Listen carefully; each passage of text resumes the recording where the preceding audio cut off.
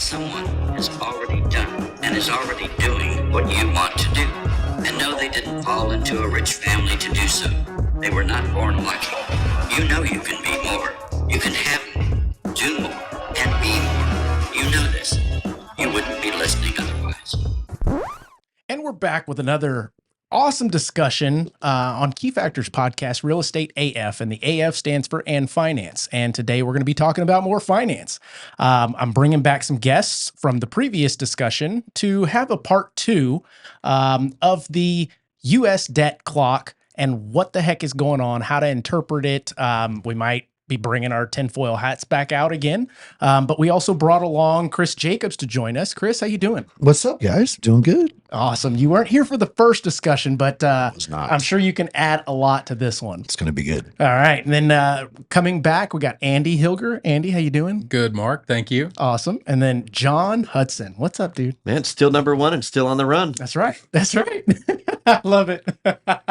So, gentlemen, we had a pretty good discussion last week, and I think that we could probably have 5 more, but what I want to do is jam pack as much as we can into this next hour in regards to what we have going on with this U.S. debt clock.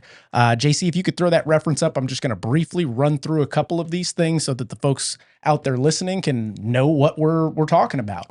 So what you see on your screen, ladies, gentlemen, and others, is the U.S. debt clock. This is not an instantaneous exact play-by-play, but what they do is they create equations, algorithms to mimic what is going on with the budget and the spending. They make minor adjustments every once in a while, but it's pretty accurate. Right now, we're sitting at $35 trillion in U.S. national debt. And a quick way to figure out the trillion thing, trillion, 12 zeros. Anybody know? Oh, I didn't even think of that. Pretty clever, huh? That is. Pretty clever. I just learned that recently, diving into this stuff. Today years old. There you go. So a couple of things that we noticed on here, you've got your U.S. federal tax revenue, your revenue per citizen, and then over here at the budget, these are the largest budget items that we have to pay each year. You got your Medicare, Medicaid, Social Security, defense, and war, and then you have your interest on the debt that we carry. This is debt that's owed to other countries in regards to bonds, debt that's owed to ourselves in regards to fake money. Whoop, did I say that? Ponzi scheme. Whoa, we're bringing back Ponzi schemes. So, I guess opening it up, we've got some news that is coming in. Matter of fact, I want to play this quick video if I can find it. Here we go.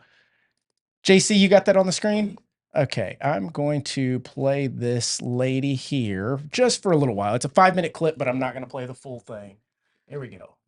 For a different kind of explosion, America is sitting on a giant mountain of debt. If it erupts, the consequences would be disastrous. The US has one of the biggest debt piles in the world. The government owes close to $35 trillion. This is bigger than the US economy. America's GDP is around $28 trillion and their debt is $35 trillion. So America's debt is 123% of its GDP. Clearly, the government is borrowing beyond its means. And it continues to borrow. Whenever the government runs out of cash, it borrows more money, it issues more bonds, but it fails to contain its spending. This is a dangerous trajectory, and now the IMF has sounded an alarm. Well, that being the case, just that little clip there, pretty accurate based on what we discussed that first episode, part 1. What are you guys' thoughts? Chris, we haven't gotten your thoughts on this. Let's throw your hat in this ring. So I think it's interesting that y'all had that discussion last week and then all this popped off. Isn't it crazy? Basically Friday and Saturday. Yeah. And then in the middle of it, you've got rising tensions in the Middle East, which is sure to draw us in. It's going to. I'm just going to put that out there. You've got another budget that just set out for Ukraine. Yep. You've got China threatening Taiwan again. This is not a coincidence. This is arrogance. This is ignorance. This is stupidity. This is groupthink. This is excessive spending. You're just throwing away money is what it is. And then you go to the media and you watch how the media talks about this and everybody thinks everything's okay. guys, we are in borderline catastrophic territory financially in this country. It's not a joke. This is not a left versus right thing. This is a across the board. We are in deep shit. Mhm. I mean, you're talking about the VA's talking about halting disability payments. You're talking about not being able to pay the military. Like, guys, we're fixing to go to war and you can't pay the guys that you're going to send. Like, this is catastrophic all the way down to the everyday guy. Like you mentioned earlier, the guys working on the bridge, they don't understand this stuff. No, they don't they don't. understand what this is about to do to them. That's like, correct. And they tend to stick to headlines when trying to understand any of this stuff without delving into any of the overlying facts and tying those numbers together. I mean, A equals B equal. Nope, didn't work. That's okay. We'll just keep on going. So before we go further, Chris, you didn't join us the first time. That was a damn good synopsis, in my opinion. If you could tell us who you are, why people should listen to you a little bit. Why you should listen to me. But so I am an agent on the Neil and Neil team at Keller Williams. Been on this show a few times. Got my own podcast, shameless plug, the Just One More podcast. We talk about real estate. We talk about military life. We talk about a lot of different things. I've been in the business 7 years with over 450 closed transactions, north of $170 million. Got a lot of experience in the real estate side of it. I dabble in the markets quite a bit. Obviously, real estate is always the safest bet. That's right. So, own a couple different businesses, and this stuff is very scary. That's right. That's right. And there is a quote that I posted this morning. I guarantee you maybe 5 people saw it. It's weird how certain things that have very impactful meaning are seen by very few. And I simply said, there's no going back once you understand this. And then it goes on to say, real estate values are closely intertwined with government spending, interest rates, and inflation. They serve as both an indicator of economic health and a factor that influences the broader economic conditions. By understanding these dynamics, policymakers can better manage fiscal and monetary policies to support economic stability and growth. For individuals, recognizing this relationship helps in making informed investment decisions in the real estate market. Pretty like straightforward, right? Yeah. But yet, the folks out there that are looking to buy homes, looking to refinance their homes, don't know the first thing about what we're talking about here. And that's why I wanted to make sure that we had at least 2 discussions about it, because there's so much in regards to this topic. And of course, we can go down rabbit holes left and right, and I want to do that.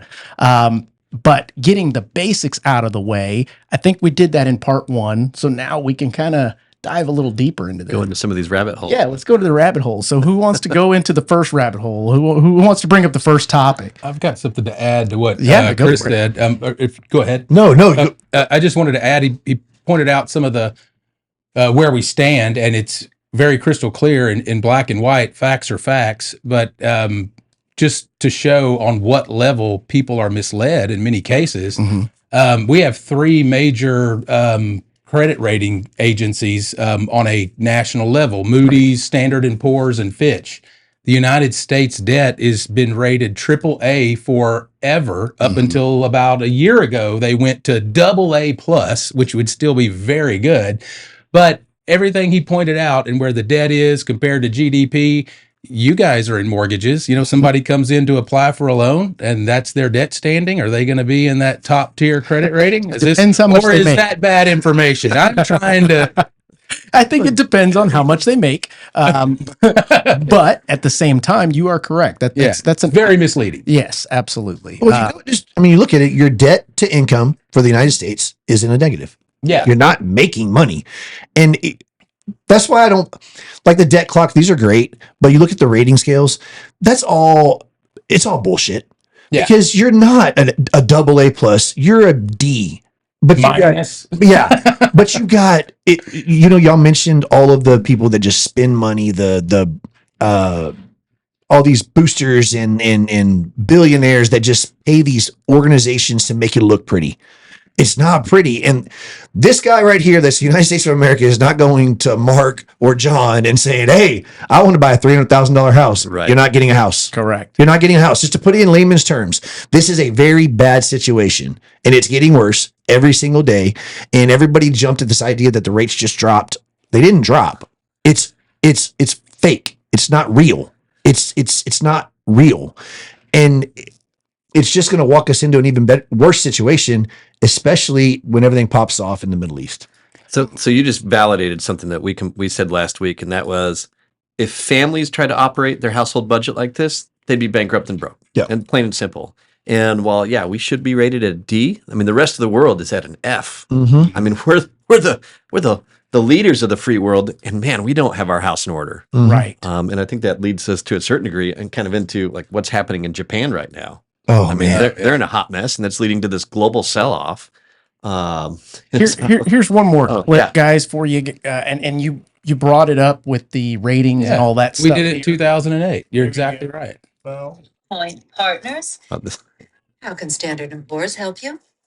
Well, we don't understand why the ratings agencies haven't downgraded subprime bonds since the underlying loans are clearly deteriorating.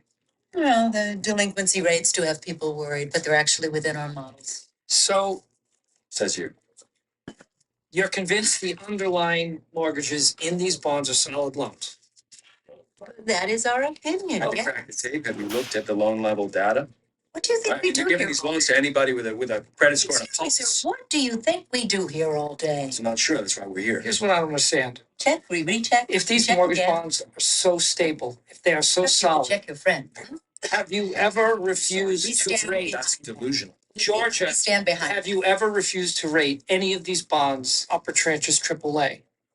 Can we see the paperwork on those two? Oh, I'm under no obligation to share that information with you. Just whoever you answer might the be. question, Georgia. Can you name one time in the past year where you checked the tape and you didn't give the banks the AAA percentage they wanted? If we don't give them the ratings, they'll go to Moody's. Right down the block. There you go. There you go. I mean, is it a game that we're playing, or are we the puppets in this whole grand scheme? That's such a great clip because that's exactly what we're dealing with. That's exactly right. I mean, That's exactly it's right. still- And many people have seen this movie, and if you haven't, I recommend you watching it. Yeah. The Big Short. I was not in the mortgage industry when it took place, but everything that I've researched and gone through thus far in my mortgage career, I think it's a pretty good depiction of what actually took place. No, absolutely. I have it written down on my notes. One of the things I was going to talk about, I was going to tie it in somewhere else from. I am old enough to have been in the business during that time. And from 2003 to 2008, a mortgage product came along called Nina, no income, no asset. Nina and So Ninja. what that meant was if you had a 680 credit score or above, we don't have any questions for you. We don't need to see I saw them down to 500. yeah, we don't need to see any. We don't need to see any income documentation. We don't know where you're going to work. We don't need to know how you're going to pay this. Right. We just approve you. And so that took place for years and years and years. And these credit agencies rated these products AAA. This is a movie, which in most cases a lot of people can assume to be fictitious. But the reality was those AAA ratings carried long after people were foreclosing on their houses and mortgage-backed securities were falling apart. That's right. Before they actually said, okay, maybe this isn't the safest asset anymore. That's right. I mean, so quick story. I mean, so I started going to this conference called the Midwinter Housing Executive Conference back in 2002, right? I mean, I was a young pup in the mortgage business. My dad was taking me there, and it was basically so you could ski and then hang out with some bigwigs. But it was an awesome conference. Got to hang out with and get on a first name base with Angela Mozillo. Very right? I mean, cool. very, very, Very cool. cool. It was small. It was off the books. No press there. It's just what's happening in the mortgage world. But by the time 07 came around, right, there was the mortgage business industry. They already knew. But no kidding, at this conference, like we were on one side of the convention center, and everyone's talking about, oh my God, it's happening. These defaults, delinquencies are up. Do we get out of this with a soft landing? And no kidding, like literally next to us in the convention center was Merrill Lynch doing sales trainings on CDOs. Wow. Wow. So, here, and I guarantee you there were Merrill guys in the conference I was at, and then you have the Merrill sales force learning how to go sell CDOs. The yin and the yang. Oh, I mean, it was Wow. everybody had their hand in the cookie jar back It's then. true. It's true. And I'm glad that they made the corrections that they did, but then was it just a fugazi to continue to do what they're doing on a massive scale with all what we're seeing? Yeah, I mean, I equate it to the tulip binge, right? 1600s, Netherlands. All of a sudden, tulips became very much in vogue and in fashion. And what happened? Well, then eventually people started to realize that I can make money off of tulips. And then people started to grow their own tulips, and then they started to sell tulips. And man, the price just continued to go up and up and up and up and up until eventually it hit crossed the Rubicon, so to speak. And the rest of the market goes, oh, well, these tulips really aren't worth that much. And then fire sale and then collapse. And the people that got hurt the most were the people that started the businesses to sell the tulip. And the dumb money, right? The people that got in late. The business. Right. Yes. And it's exactly what we're seeing here today. I mean, okay, so the major indices are down 5-6 points today for percentage points. And what are we hearing? Charles Schwab, sorry, investors, you can't liquidate your positions. Robinhood, TD Ameritrade, all that. It's very interesting that every time there is a outside of just typical standard deviation market event, all of the trading platforms that service individual investors for some reasons have a technical difficulty that day. You know what I mean? Okay. And Crashing. not several of them. It's quite. I mean, at this point, to me, it's just entertaining. But is it fair? Of course not. Andy, you sent me something. I guess you sent us all something this morning that I wanted to throw up here in regards to people not being able to get a hold of their money today. If you want to sell and get out because market's going down, you can't get in there. If you want to short the market and try to make some money off of this, you can't get in there. You want to buy the dip, you can't do that. Do you think the big hedge funds and the 10% you talked about last week can't get in there? I promise you they can. Yeah, absolutely they can. Yeah, I'm going to get in that club one day. I'm going to figure it out. Yeah. Andy, tell us about this. Because you had sent it in the message this morning, and I thought that was very interesting. What are your thoughts on this? Yeah, I mean, that's what I was just talking about. I mean, it seems to happen every time there is a market move of some kind that's a little bit, bigger than the status quo day-to-day trading. These are all accounts that would be mostly used by individual traders. I have an Ameritrade account or a Charles Schwab account and Fidelity. You've all heard these names. These are names that individual investors can move money into right from their account, and they can buy and sell securities however they want. And whenever there seems to be anything out of the norm, all these run into some kind of problem and shut down, and there's technical difficulty, or there's some reason why they don't work that day. It's happened 3 or 4 times this year. Yeah, you were talking about the what is his name, the kitty guy, the roaring kitty guy. That when the game, everything the GameStop meme deal kicks off, and everybody wants to go buy it. All these individual trading accounts, which are all going to be all those people that are following somebody like that, right? They tend to not work that day. It's funny that this type of coordinated glitch in the matrix, right? Word I'm looking for a coordinated glitch tends to not come with any repercussions for these companies. None at all. No. Here's what will happen. There's going to be a hearing in Congress. Yep. And that's it. Kind of like the assassination hearing that we saw that we were like, what? That doesn't make you. What do you mean you don't have the answers? Yeah. It's lobbyists. Lobbyists control this shit. They have more money. 100%. Right. I was talking to a friend of mine who ran for Congress here recently. He lost for Bexar County and a couple other counties. We were talking about stuff like this, and it was like, if you went and you removed Congress's ability to trade, just remove their ability to trade. Matter of fact, while they're in that's office, a great point. And that was something that he campaigned on. Just theirs, this wouldn't happen. Because you know who just sold recently? A ton of stock? Nancy Pelosi. I was going to say her husband. No, her herself. Oh, wow. If you She's not even hiding and this anymore. this happened on, I'll have to go find it, but Thursday or Friday, she sold a ton of stock. Hmm. You cannot tell me that this is not like I am not a conspiracy theorist type. Like I laugh at people that make up these wild ass, but every weird conspiracy that kind of theory that went down the last 4 years seems to kind of be coming true. Yeah. Right. Holy shit! Like Yeah. when I was laughing at you for wearing your tinfoil hat, I'm over here like, man, you might be onto something. That's right. But if you take those people and remove their ability to trade, things like this don't happen. And then government spending starts getting dialed back because they know, okay, we can't do this, we can't do that. And as it relates to the housing market, I want everybody to understand, like the housing market is not crashing. It's not crashing. It's still very stable. It's still very strong. Whether it's a buyer's market, seller's market, that's debatable. But this could very well have a massive impact on the future of the housing market, depending on what goes down over the next few months. You're on the money, and you brought up a great point that if we were to lobby on something as a nation, that would be one of the top things, in my opinion, the ability for a congressperson, senator, any of those to have their hand in any investments like that, other than an unmanaged account. Simply because it's just too close. You're too close to what actually happens and you're able to pull the levers.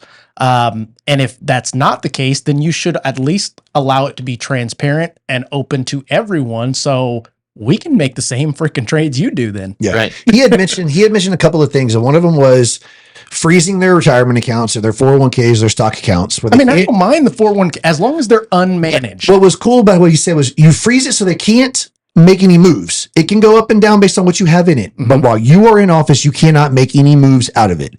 Right. And then the other thing he was talking about was like looking at how taxes are used. If you did flat tax on certain things, it would control also how government spends money because they know, okay, this is all we have. Right. This is all we're getting. It's a flat tax. Like he mentioned, property tax. Big question right now in Bexar County, Wilson County, surrounding counties, how they go up and down and fluctuate. And he was like, if you come across the board and you make Texas, and this kind of goes off the topic, but it applies. You know, Texas is a non-disclosure state. You don't have to disclose your sales price to the county appraisal districts. If you make it a disclosure state, you remove county appraisal districts. Independent appraisers can assess the house or what you disclose the house you bought it at 1% flat tax on property tax. Now, break it down. The state of Texas generates $55 billion a year off property tax, $25 billion a year off sales tax. Again, this all plays into this because from municipal to state to federal level, that's $80 billion in revenue. And everybody that says they want to remove property tax, that's removing $55 billion from your economy. Where do you think they're going to Where are you going to get it from? You're going to have to tack it on It's coming from somewhere. sales tax. Yeah. Right. So if you did a flat tax, your net gain, state net gain would reduce by about $3 billion on an average. Okay. You keep your exemptions for 65 and up. You keep your veterans exemptions, which I get. I love it. But you're going to make about the same amount of money. But now the state knows this is all we get. Right. This is it. We know it's not going to fluctuate. We're not betting on the come. That's what they're doing with the federal markets and the state markets. They're betting on the come. We think because we control the percentages of taxes, we control no, if it's a flat tax, you can't control the percentages. You can't bet on the come. And betting on the what's field. stopping them, the great idea, what's stopping them now from implementing a state tax? Why would they do that? Why would they go to a flat Oh, tax? you mean like a state income tax? Yeah. That's what I'm saying. Like you have to control term limits, things like that come into play. And that's how you control it. They got to understand they're working for us. And again, it's all stupidity because we just let them do whatever because we don't go and vote regularly. We don't pay attention to this crap. We don't understand the intricacies of the federal clock. I don't pretend to know this market on the number side as well as y'all do. What I do know is I'm one of the little guys that I don't invest any money in the stock market. I got some solo 401ks, but my money goes into real estate. Yeah. Because I'm always going to appreciate. And if you did something like that, where you know your every day, every year over year, 6 to 8% appreciation. Yeah. You know your property tax is going to go up 6 to 8% every year. But a $500,000 house costs you $5,000 a year versus a $500,000 house in New Braunfels costing you $7,000 a year, but a $500,000 house in Guadalupe County costs you $9,000 a year. Right. It shouldn't be different. Right. And that would control a lot of this because then they couldn't say, well, we think, oh, you know what? We're just going to go ahead and bump it up a little bit, and we're going to hide it in all this bullshit stats. The clock, stats, everything can be manipulated to see whatever anybody wants to see. Just look at the Very sports side true. of it. Very true. Yeah. We talked about this last time. Everything you see happening in media and our world started in the sports side, and it kind of vegged over. Engagement, how do I make money? Mm-hmm. Media, how do I make money? Mm-hmm. I'm going to talk about what people want to listen to, Yeah. not what's actual reality. And now we're talking about reality. Everybody's like, why are you clutching your pearls? You knew this was coming. That's right. Matter of fact, you wanted to see this. This is what you wanted. This is what you This is asked paid to engage in. You That's right. subscribed on Twitter. You subscribed on Instagram, Yeah. Twitch. This is what you wanted. That's right. Are you surprised? And I was watching a podcast over the weekend, and they were bringing to light, and it didn't really need to be brought to light to an audience that they portray it to, but the idea of news being done by journalists, it's now just propagandists. And you got to get your news from X, you got to get your news from YouTube, you got to, absolutely. What's real? What is real? Yeah. If you figure it out, let me know, because I try to figure it out every day. Yeah.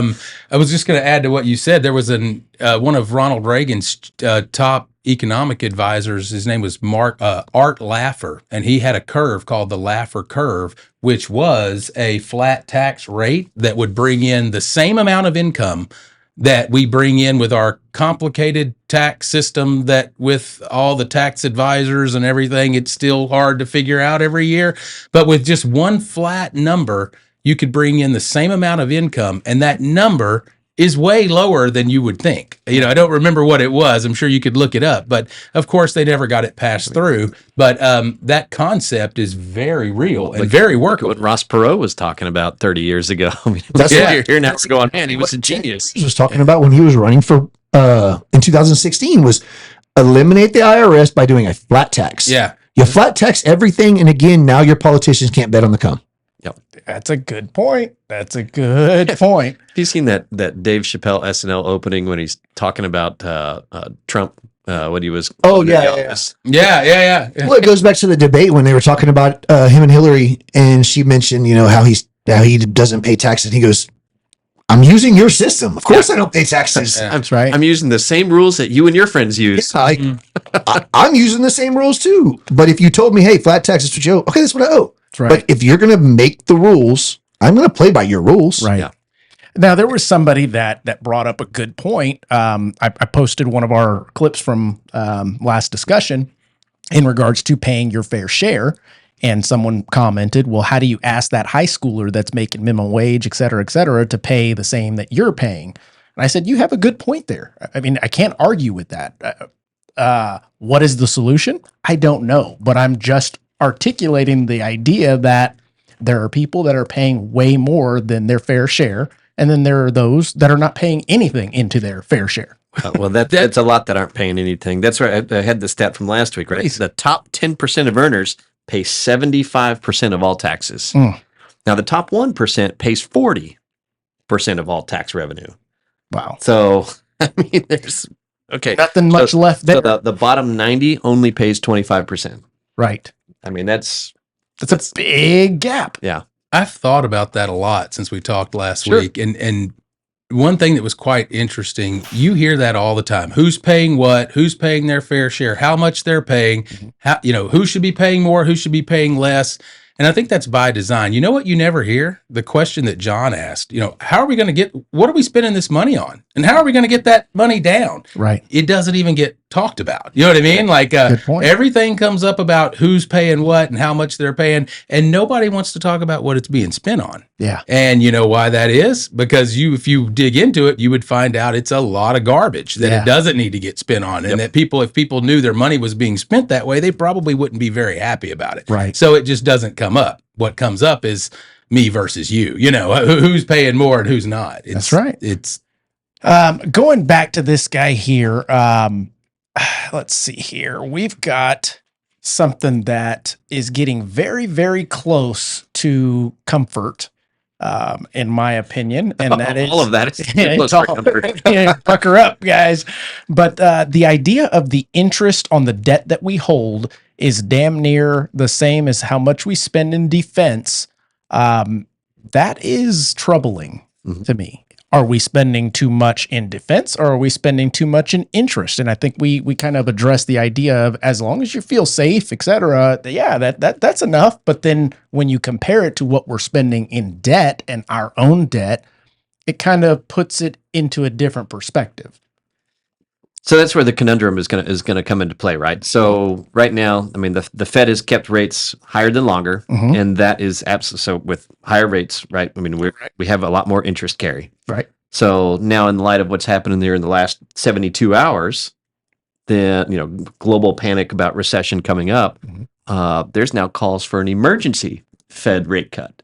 Which the Fed, if they do cut rates, ultimately that would mean lower yields, which was going to slow down that interest on the debt.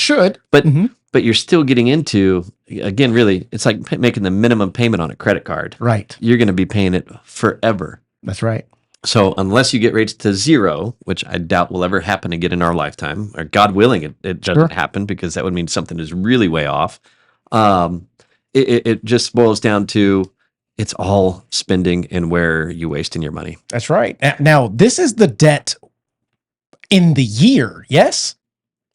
The U.S. national debt, because the idea of it is, this is our cumulative debt. This is our deficit. Is that right? No, I mean, well, I think with the currency and the credit derivatives now, right? Because derivatives, it's rolling out exponentially. So, but in reality, no. I mean, our current U.S. national debt is that $35 trillion. This total. Yeah. Okay, so that's not the deficit for the year. That is the total rolling debt. But yet, this currency credit, the amount that we have out there, that is in la land based on the hope of us being able to come through. That's the Ponzi scheme. It's over leverage. That's what I was mentioning to you about Japan. If you look at if you look at this down little market correction we're dealing with now, it kind of all hubs around Japan. They were down 6% last week, 12% today, earlier today. I think over the weekend. And it's because of the reverse carry trade. And what that is so people figured out Japan never raised their interest rates. They were down less than 1%, close to zero, quarter, a half.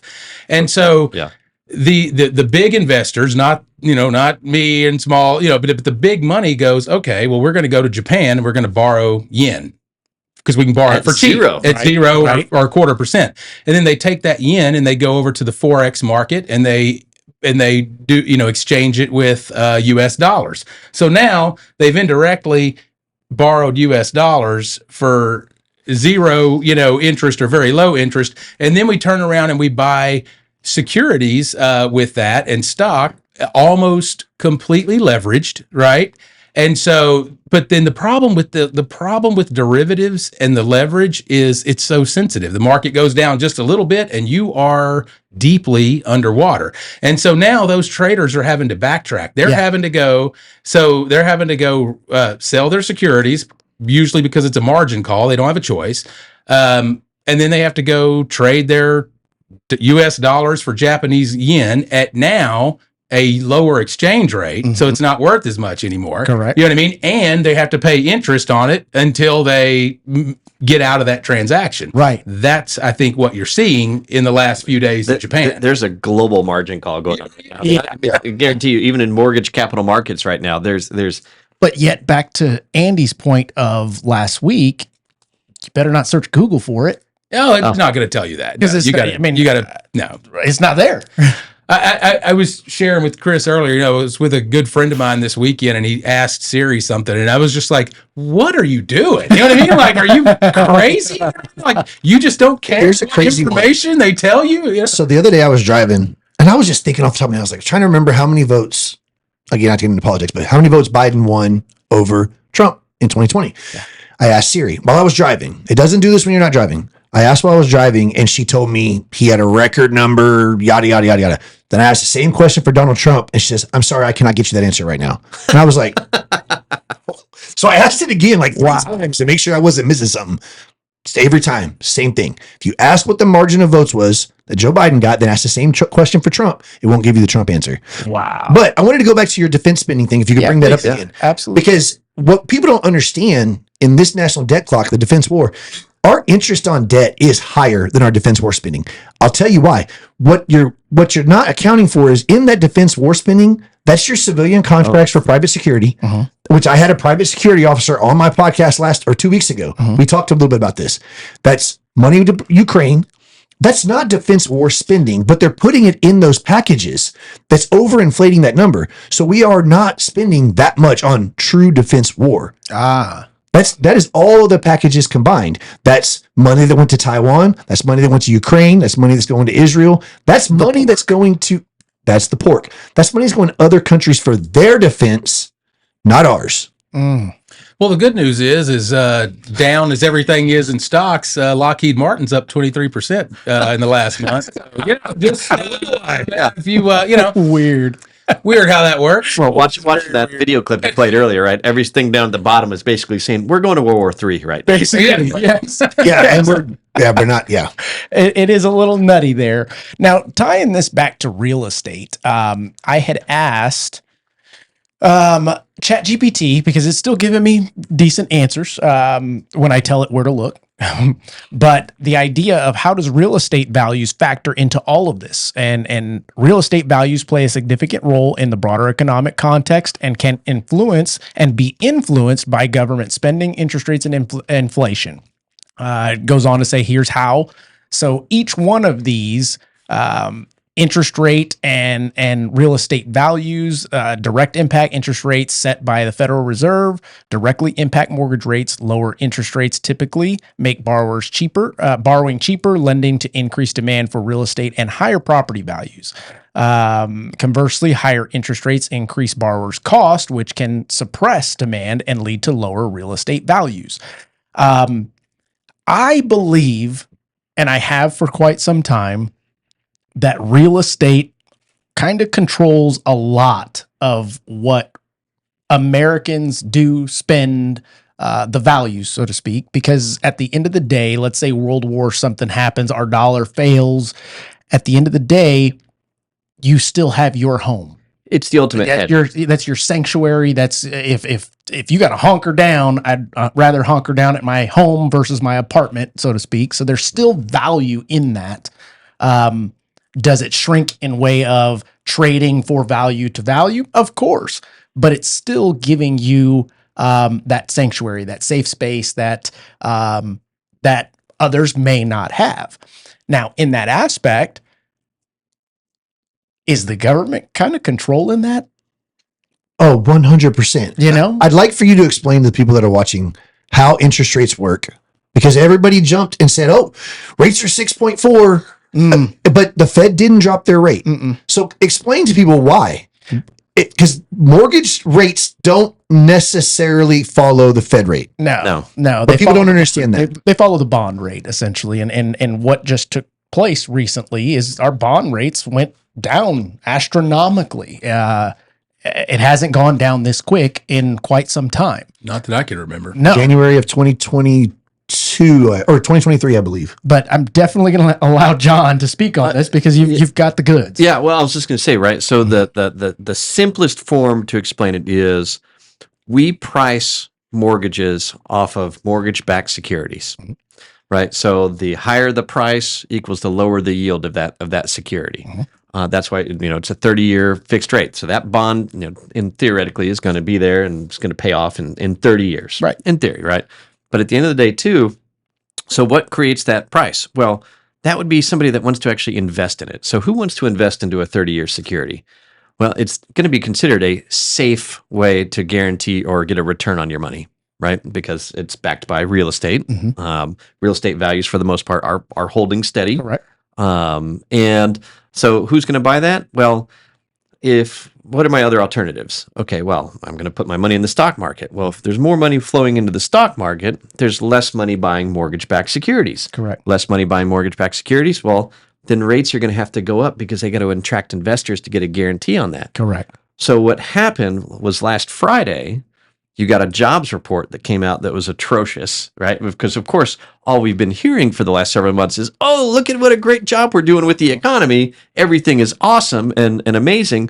Well, now the light's coming on. You could see that no job growth is not where it needs to be, and in fact, we're going to revise. Last You know, we're going to revise them lower and lower and lower, and then you could see that it was all BS to a certain degree, right? So COVID workforce. So now everyone's freaking out and going, oh gosh, so now I'm going to pull my money out of the stock market because I'm also seeing that's a little bit of a Ponzi scheme. And so money theoretically is flowing back into mortgage-backed securities, back into this safe haven. So this safe haven is bringing it in. Well, because more people are buying it, the price is going up, so the yield's coming down, and ultimately that's good for consumers. Quick little PSA on that, though, just to throw this out there. So because of this massive market correction that we saw, right? Rates did drop. They dropped pretty dramatically, normally they just kind of go like this, but this was a substantial drop. Now you got a bunch of mortgage people coming out of the woodwork saying, hey, call me now, refinance here today, or sending postcards out and spamming people. And I got one in my text message. Text message. Yeah, I'm ready to refinance now. I'm like, well, no, I'm talking about, I've got text message people trying to get me to refinance with them. But like, if you're a consumer and you did buy in the last couple of years, it may be worth it, but don't jump on it. Right. There's a lot of costs involved.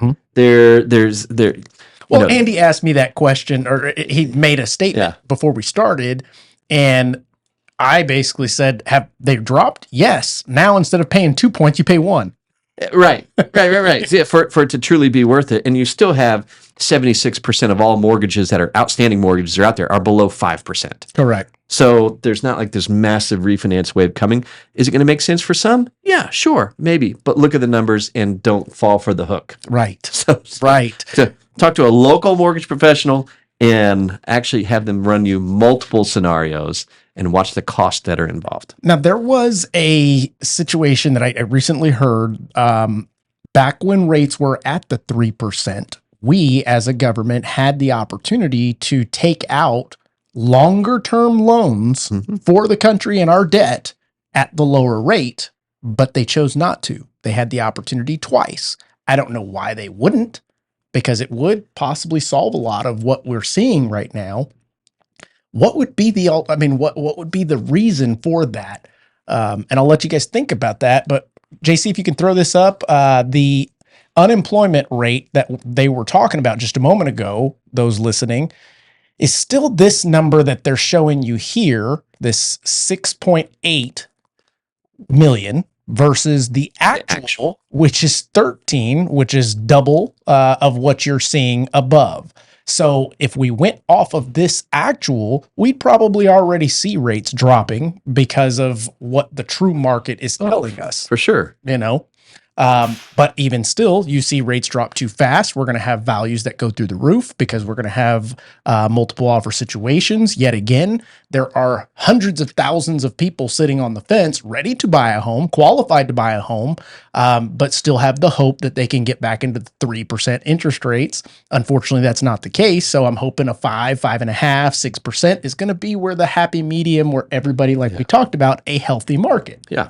Healthy market indeed, and a healthy market, in my opinion, doesn't mean you have 25% of the market being bought by investors. Right, that's very true. Right, and that's what we saw and are still seeing today. Yeah. Because you've got all the folks that are first-time home buyers that create a big chunk of our market every single year that are terrified.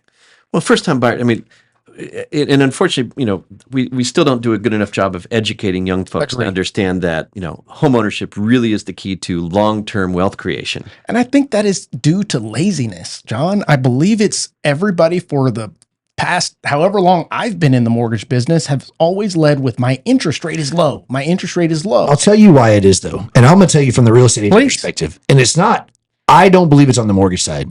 I believe it's on the agent side. Okay. We talk about this all the time. Agents tend to live transactionally. They don't give a shit about the buyer. They give a shit about closing the deal.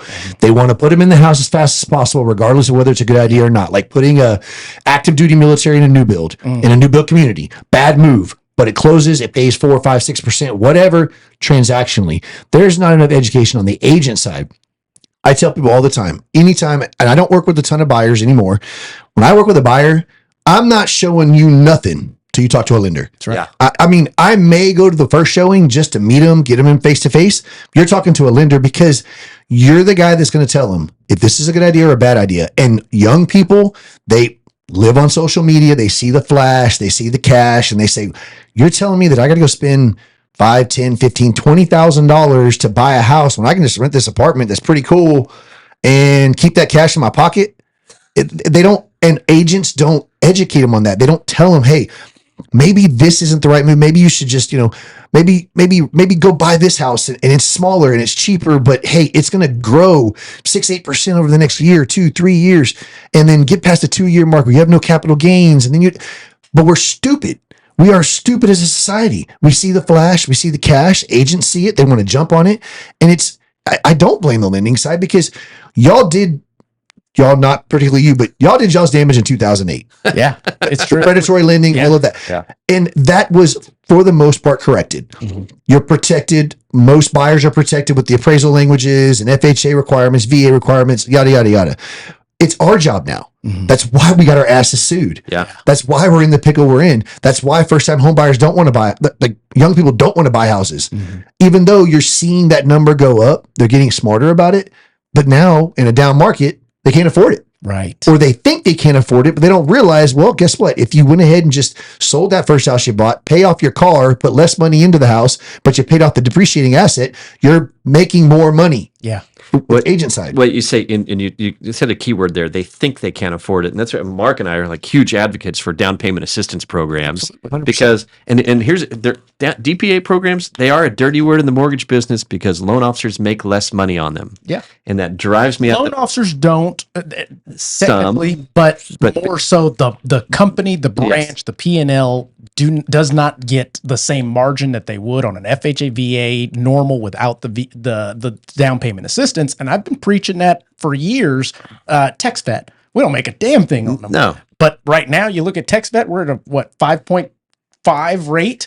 I mean, I can pull it up, but it's very low compared to what everything else is at. And my point just being, right, I mean, if you do things for the right reason, it'll come back for you. Because you know what, as a business owner, I'd rather make less money on this transaction because I'm building a relationship to help them build wealth, and then I'm going to get multiple referrals. It's called out of it. volume. Right. It's called stop living transactionally and live for the volume. Yeah. That's why I sell so much every single year. And everybody asks, well, why? I was like, because this deal might not be the best for them. So if I wait for the right deal, not only am I going to save them money, I'm going to get their brother, their sister, their best friend, their cousin, their neighbor. I'm going to get them all. That's right. Like stop living transactionally. There's another loan process that people don't talk about, and that's USDA. Mm-hmm. What did COVID do? Made everybody want to move out. That's right. What is the number one loan program that has no down payment that everybody can get? Second to VA, That's right. USDA. USDA. Exactly right. And I guarantee you 90% of people watching this have no idea what the hell that is. Yeah, we just closed one this past month. So you are correct, in my opinion, based on what we see in the market, based on, give you another example. We throw at least one educational class per week, one of my loan officers somewhere in San Antonio for realtors. And for the past 3 months, we have very few realtors showing up. They all confirm, and then they show up. Oh, where did everybody go? And one of the title reps that we were there mentioned, we're seeing a lot of this from the real estate side. And I said, well, what do you mean? She said, there's a lot of lenders that are doing educational classes all over, and the realtors aren't showing up. Why is that? Is it you don't really want to learn about it? You're already focusing on another career path. Hopefully. You know what I mean? Sorry. but the idea is if you're really interested in helping your customers, because that's what we see, that's what we hear, especially on the social media posts when you're giving your reel or your TikTok, is I care about my customers, I'm about education. But then you don't show up when people are giving you free education, Right. directly from the horse's mouth. You know, it's a strange thing, and it's almost, I don't want to say it, but I'm gonna. It's almost as if this conversation, part 1 and part 2, is going to go on deaf ears. It'll go on deaf ears for those people. But the people that want to help their clients, you go back to the early days of real estate. Okay. Mm-hmm. I've only been in the business 7 years. Door knocking was the thing. Oh, sure. Open houses. Sure.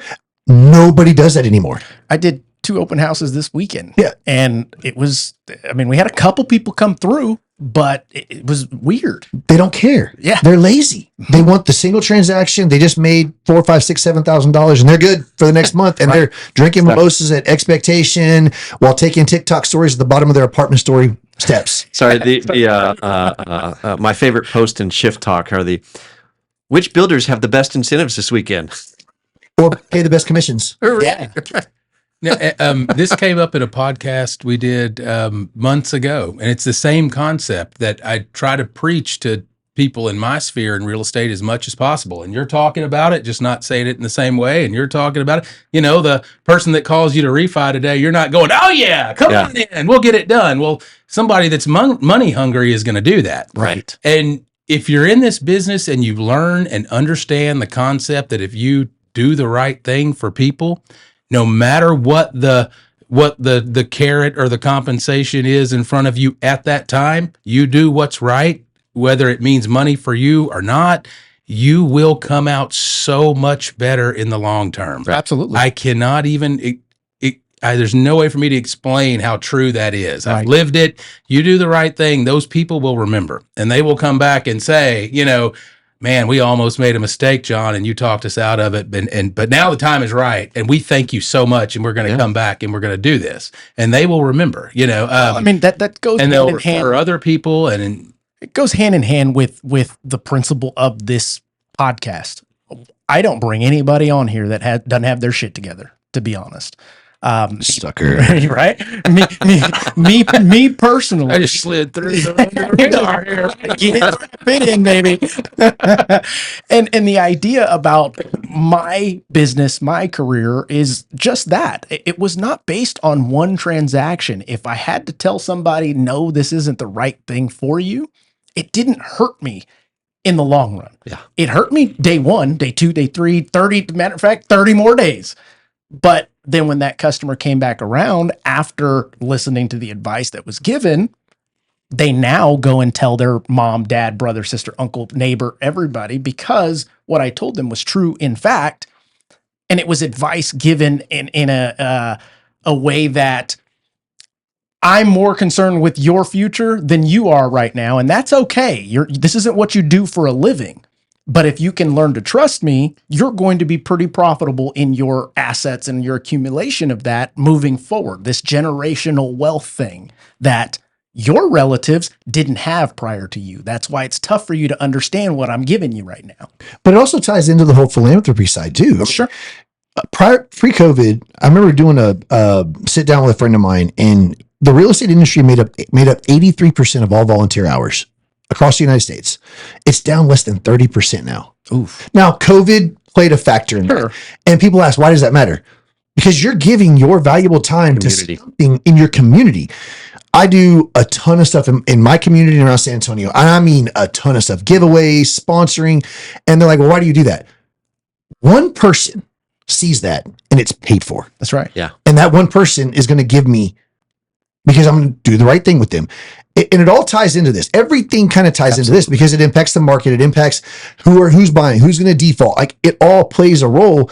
But agents now, and that's why I blame agents so much, is that they're just so lazy. They live transactionally. They're good with their $6,000 paycheck, $7,000 paycheck, and they're good for 2 months. It's like, bro, if I got one paycheck in a month for $6,000, $7,000, that's my bills. And I'm in trouble. That's right. Like, but if you're hurting because you turned down that one deal, then you're not doing your job right, because that one deal should have got you 2 more. Because if you spend time chasing a bad deal, how many deals do you lose chasing that one bad deal? Oh, man, we see that often, right? Where there's families that could qualify for a mortgage, but no one asked the question, should they? And I'm talking about 57% back end debt to income ratio FHA loans, where if you're looking at their bank statements and you're seeing that they're going from living with mom and dad to now having a $3,000 payment, and their balance in their checking account never gets over $1,500, you got to wonder, how are they going to make that payment?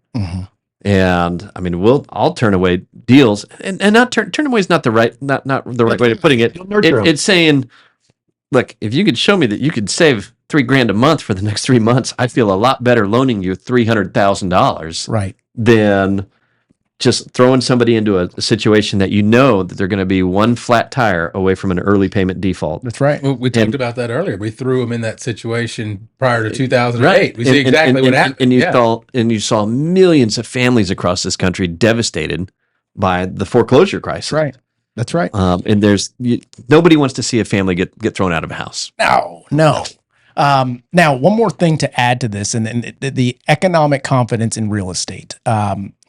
Markets sentiment, economic stability, and confidence influenced by government fiscal and monetary policies impact consumer and investment behavior in real estate market. Confidence in economic management can encourage investment in real estate, driving up values. Now, debt and confidence. High national debt and fiscal instability can undermine confidence in the economy, leading to reduced investment in real estate and lower property values. In contrast, a stable economic environment with manageable debt levels support robust real estate markets.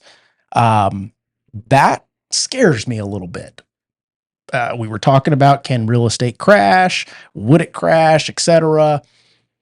I think that as our dollar begins to diminish, and it hasn't yet, obviously, but if it does, kind of like what the lady was saying at the beginning when I played that video, I do think that real estate is going to take a hit in that aspect, at least from the sentiment standpoint. What is the convincer of how we can still educate consumers that real estate will hold its value? The only thing I have to stand on is history. It's stood the testament of time thus far.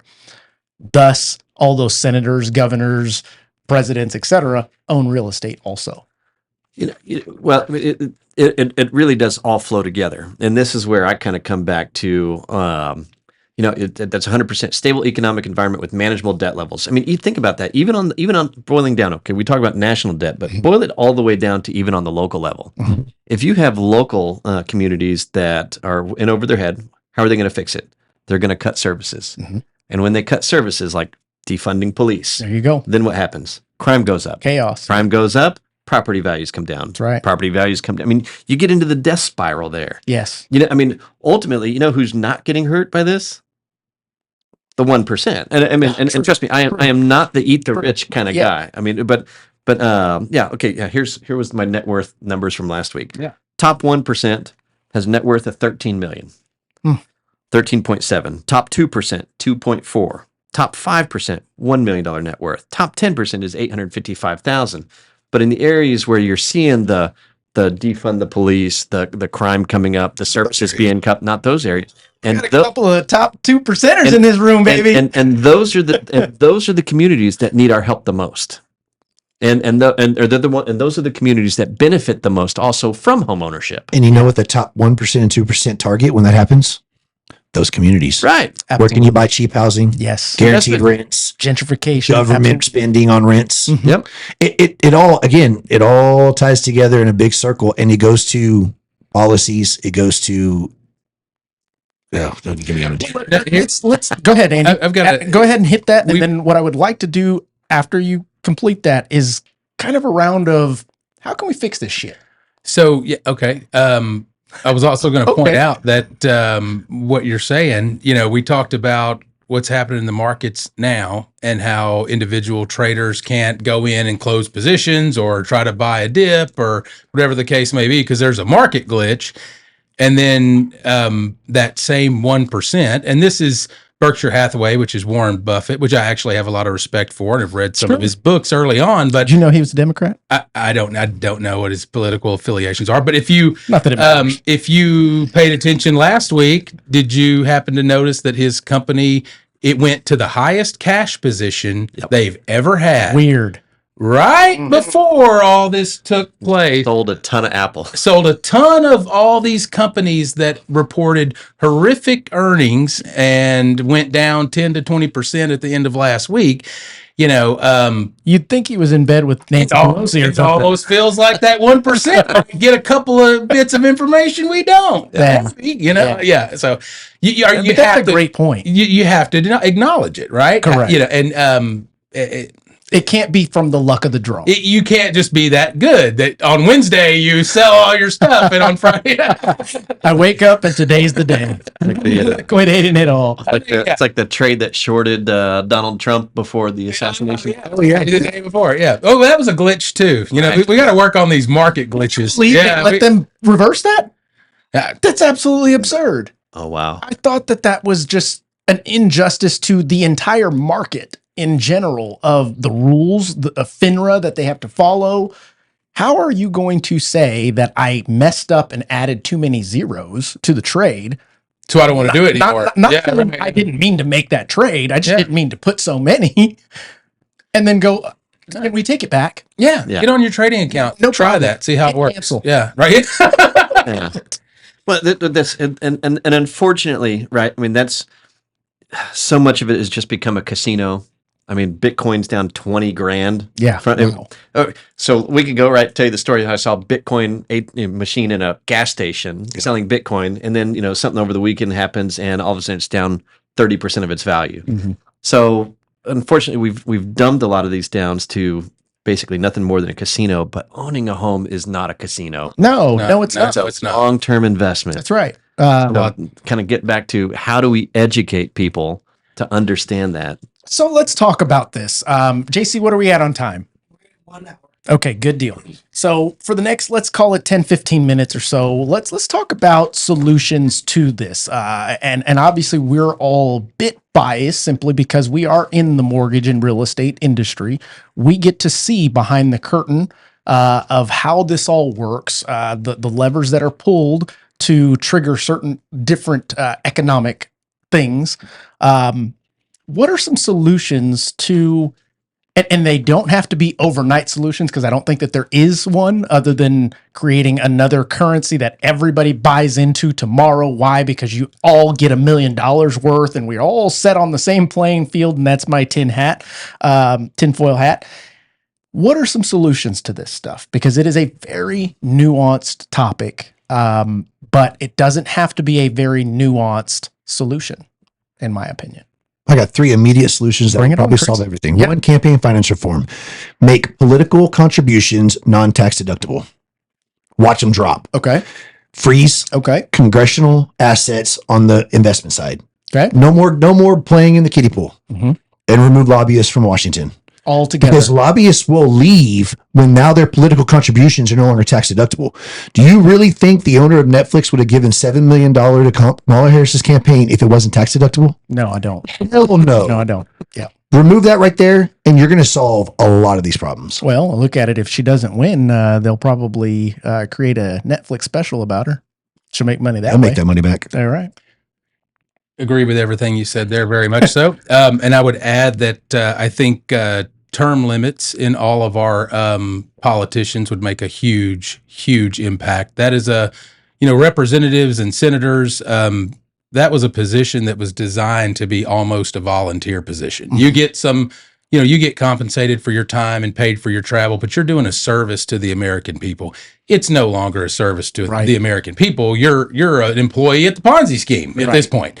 And I think that is something that and we have, and it's both sides of the aisle. We've got Nancy Pelosi that's been there for however many years, Mitch McConnell, the same thing, they've been there 40 something years and they've become mega millionaires. You know what I mean?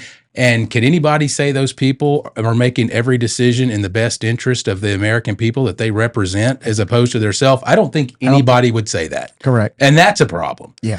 And then I would also add that I think it should be required for every American to watch real information. Every American should be required to watch things like the NIH have to testify at the Senate, because everything you see in news headlines is completely different from what they say under oath. Not slightly different, not a little bit, 100% completely different, and nobody is held accountable. They're sound bites. And the media makes sure that the public does not hear that. Unless you take the time to go watch it yourself, you're never gonna know what's actually going on. So, and I think that should be blasted out where everybody sees it. You don't have to go look for it. You don't have to hunt, try to find it.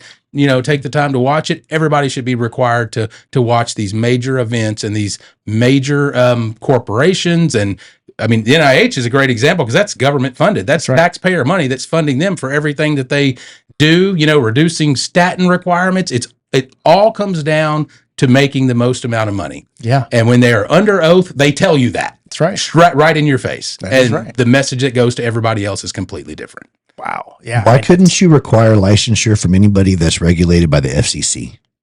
Mm. You want to be a journalist on Fox News, CNN, MSNBC, you're required to be licensed and be held to an ethical standard. I got another one for you. Why don't we make every person that votes take the United States exam that all the immigrants, Oh yeah, the citizenship the test. citizenship test? I mean, you look at the amount of folks that are voting, and in some cases, they're pulling people off the streets to vote. or You ask them what the capital of whatever is, and they have no clue, or how Congress works, or what are the different branches of the government. No clue. But I'm voting this way.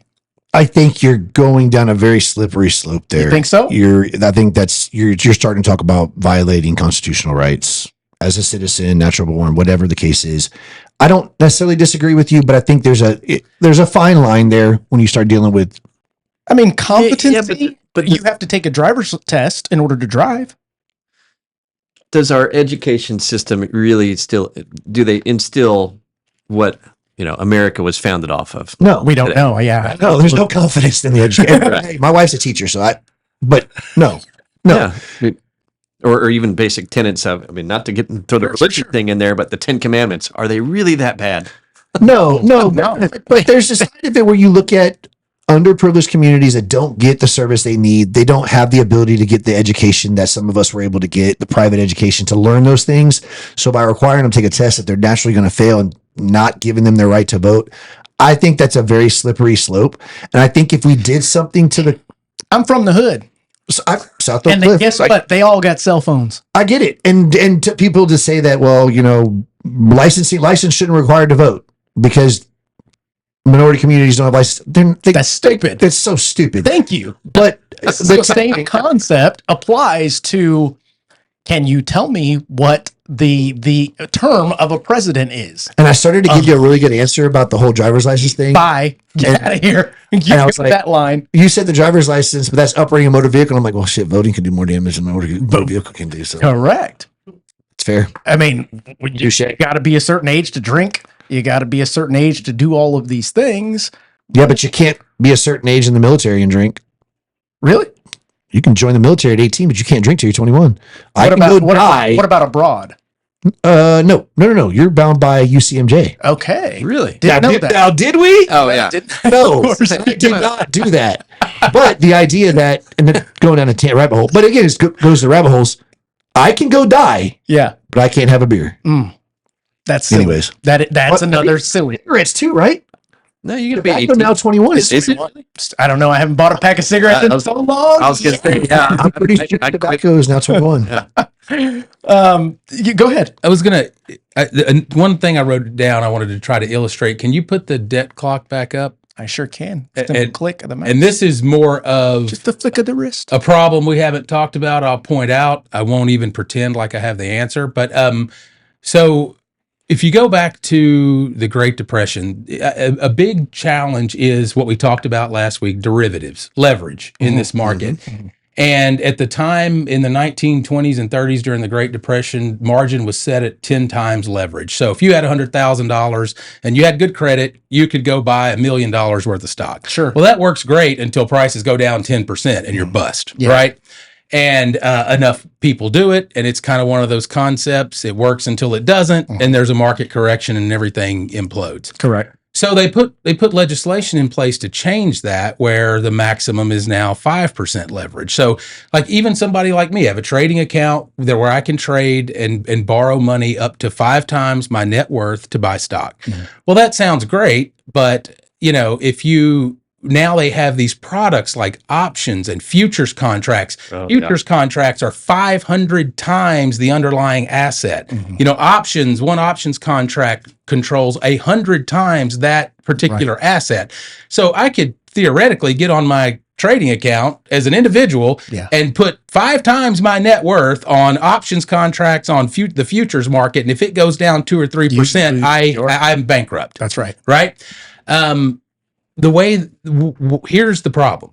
If you look at that number, I don't even know how to say it. $629 trillion in derivatives. So how many times what we've done is, we've moved that number down to 5% leverage. And then we've gone whatever that is relative to 35 trillion in leveraged products that do the same thing. You see what I'm saying? Yes. So it's no longer 10% leverage in the market. It's whatever these derivatives add up to, whatever their relationship is to 35 trillion. I'm not good enough at math, but I think we all know it's a big number. Yeah. Big number. That's right. And nobody talks about it. Nobody wants to acknowledge it. But the same fundamentals are there. It's just been manipulated differently to get there. That's very true. John, last words? Yeah, well, I was just going to say, I mean, I do still believe in our noble potential as a society, right? And I will just continue to harp on this, that education is the key. Yeah. And regardless of what part of town you're going to school at, right? I mean, you came up. That's right. Things are tough in La Cantera. Regardless of what school you go to, I really believe that the education system does need to bring back in some sense of home ec. And I'm not talking about, baking cookies or anything else like that, but basic personal finance. Yeah. And the sooner that you can get people to understand that, right? And trust me, I'm not a huge Dave Ramsey guy or not, but the sooner you can get people to understand basic finance, then everything you look at becomes a balance sheet or a P&L. That's right. And if and at the end of the day, I mean, look at that. So on there, right, you have savings per family of $7,000, but then assets per citizen is $624,000. I'll guarantee you that under that assets per citizen, that boils down to one thing: home equity. That's it. Right? I mean, it's so the sooner that we can get people to understand that, and you know what? I mean, you're going to graduate college, you're going to get your first job, or not go to college, right? I mean, I went 4 years, just didn't graduate. So you're going to get your first big job, and then you're going to be ready to buy a house. How do you budget that? Right. Do you need to save up for down payment? Can you manage a cash flow? But then just instill people that homeownership is the key to long-term generational wealth. And that stat that I still have that I love throwing out there is, prior to COVID, 2019, household net wealth broken out by race was $188,000 for white families. It was $36,000 for Hispanic families and $24,000 for black families in this country. And the number one driver of the gap is home equity. That's right. So think of all the other societal issues that we have in this country. It boils down to one thing. It's not R versus D. It's have versus have-nots. That's right. And when you take race out of that equation, homeowners' net wealth was $400,000, and renters is $10,000. Yeah. I had a crazy. I was having a podcast discussion with a fellow loan officer that I do weekly up in Idaho, and we were talking about why they don't teach this basic stuff in schools. And we're not talking college or high school. I'm talking grade school. Start them young to where you walk into the door and they assign you a job for that month. You get a fictitious paycheck and a budget, etc. And it's outlandish, but what if teachers got paid a small fraction of what their students end up making in the long run, long after graduating, etc.? I believe that now, far-fetched, but I believe that they would step up their game. They would instill more. They'd have more vesting in that individual. Now, the rebuttal was, well, then they're only going to pay attention to the smart kids. Guess what? They already do that now. Those teachers will be fired immediately. I agree 100%, but it is the truth. It is what happens, At least maybe they would want to invest in that kid that needs a little bit of work because they want to grow their portfolio and their residual in life. My last point was this here, and Chris, you had talked about this earlier in the discussion, and you didn't know I was going to bring this up, but I asked ChatGPT, what percentage of members in Congress make more money now than when they were elected? And it says, I can see that high school education up there. yeah. It is estimated that a significant percentage of members of Congress have seen their net worth increase since being elected. A comprehensive and analysis indicates that many members experience substantial financial gains while in office. For instance, the top 20 members of Congress saw their net worth an increase by an average of 422% annually, excluding outliers, right? Additionally, near 2/3 of the U.S. Senates are millionaires, reflecting over the wealth concentration within Congress. Overall, trends show that members of Congress typically see their financial situation improve considerably during their tenure. This is attributed to various factors, including lucrative investment opportunities, increased salaries, financial disclosures that suggest a steady rise in their personal wealth. Increase in salary, I doubt it, because most of them were attorneys, et cetera, before they got in, right? But what you mentioned earlier, Chris, that I think is one thing that could solve a lot of this, and it's so simple, is lucrative. Yeah, is putting those basic requirements of freezing of your investment accounts, not allowing them to be trading, don't have any type of stake in something that when you are working for us, you actually profit one way or another. That, in my opinion, solves a lot of this stuff because it takes the person that got in there for the wrong reasons. Eventually they're going to fall out. And then the folks that actually do come in, they understand the new regulations, the new laws. Hey, I'm working for the people. If you want to write a book after the fact, great, make your money, what have you.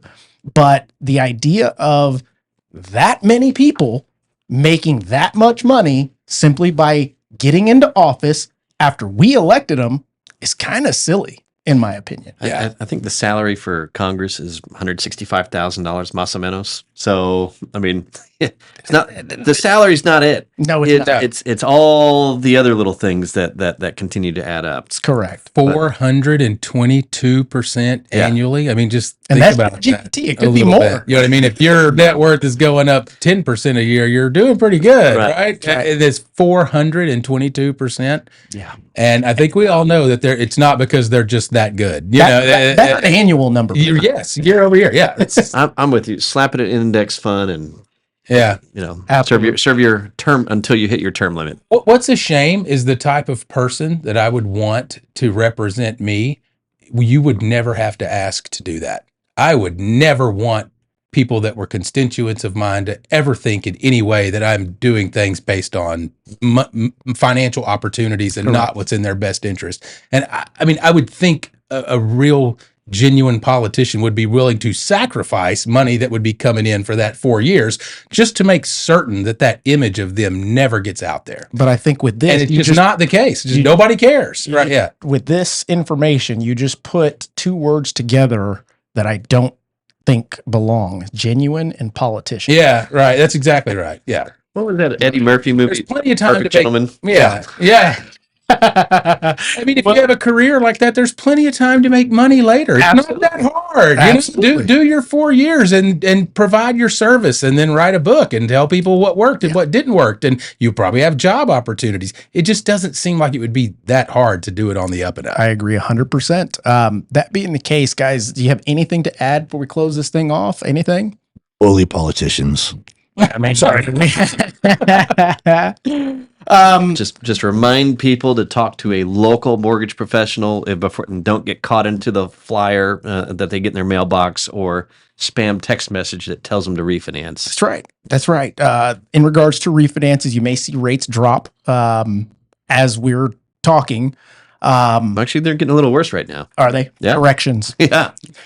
The idea behind that is you can refinance over and over and over again, guys, but the professionals that you want to work with, make sure that you're not wasting your money in doing that, and that each time you refinance, you're actually having a tangible benefit to you. Matter of fact, when we do a VA IRL, there must be a tangible benefit to Yep. that veteran in order to do that program. That should be on every program. 36 months. That's exactly right. They have to break even within 3 years of that, or else you can't do it. So there was a lot discussed here. Hopefully there are going to be a shit ton of clips that come out, and hopefully those clips get you guys to watch this entire episode, because it may be a little nuanced to understand, but looking at it from a higher level, big picture, you can formulate your own opinions. We're not here to sway you one way or the other. Are we biased? Yeah, inherently we are. But at least we are giving you the information that is out there available to you so that you can determine your future for yourself. That's it, guys. Thank you so much for tuning in. This was a damn good part 1 and part Awesome 2. And we will catch you guys on the next one. Thank you, Adios. Mark. Adios. Someone has already done and is already doing what you want to do. And no, they didn't fall into a rich family to do so. They were not born lucky. You know you can